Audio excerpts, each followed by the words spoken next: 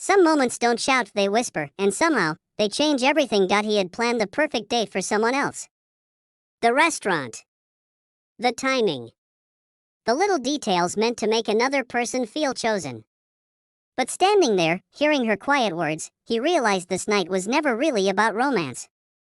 It was about kindness, and a truth he had spent years avoiding. Before we begin, take a quick second to support the channel.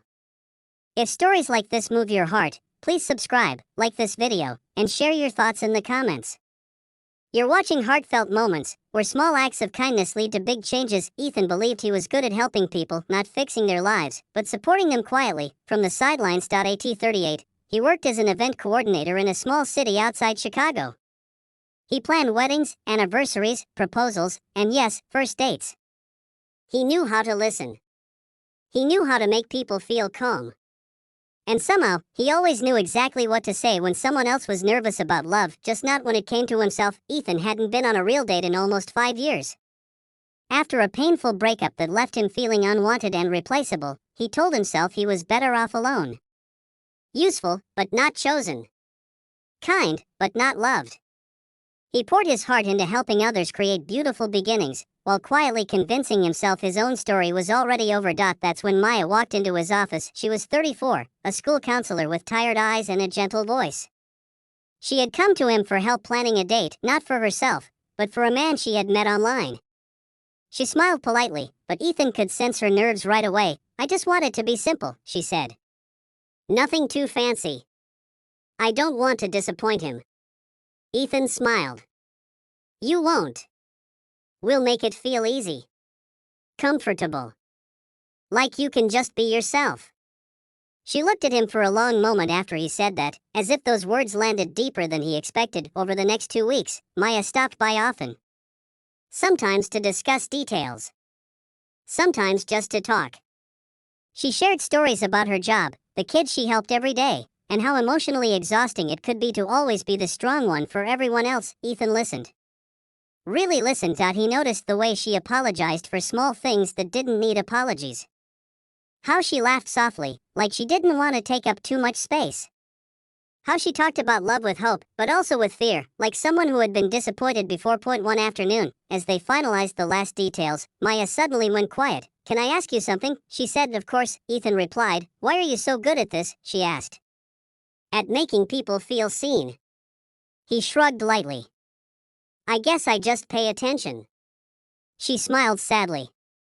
"You do more than that." The day of the date arrived. Everything was set. The restaurant confirmed.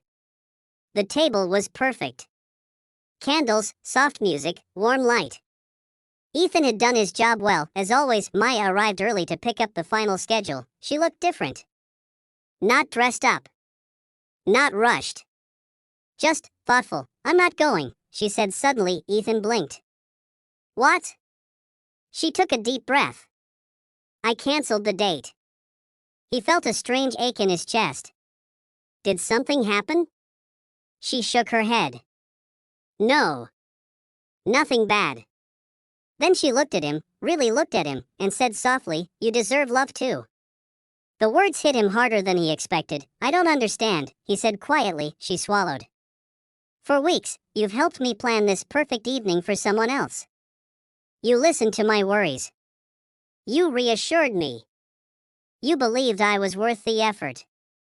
And the whole time, I kept wondering why no one ever did that for you." Ethan laughed awkwardly. "I'm fine, really." She smiled gently. "That's what kind people always say." There was silence between them, not uncomfortable, just honest. "I realized something," Maya continued. "I've been so focused on trying to be chosen by someone who barely knows me, that I ignored the kindness right in front of me." Ethan's voice was barely a whisper. "Maya, I'm not asking you on a date," she said quickly. "Not like that. Not yet. I just didn't want to sit across from someone tonight pretending I didn't feel this clarity." He felt his throat tighten. No one had ever chosen him, not like this. Not for who he was when he wasn't performing or fixing or helping. "You helped me plan a date," she said. "But you also reminded me that love starts with how we treat each other every day. For the first time in years, Ethan felt something shift inside him. Not excitement. Not fear. Something quieter, hope. They sat down together at a small cafe across the street. No candles. No schedule. Just two people talking honestly. They talked about disappointments. About being overlooked. About giving too much and asking for too little in return, and Ethan realized something powerful. Kindness isn't just about what you give others sometimes, it's about letting someone be kind to you. Weeks passed. Their conversations continued. Slowly. Naturally. No pressure.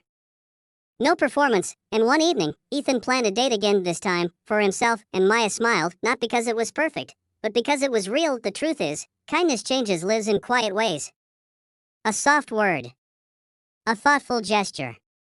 A moment of seeing someone who feels invisible. You never know who is standing in front of you, quietly believing they are unworthy of love, until one kind moment proves them wrong. So today, let this story remind you, your kindness matters, your presence matters, and yes, you deserve love too. If this story touched your heart, share it with someone who needs the reminder.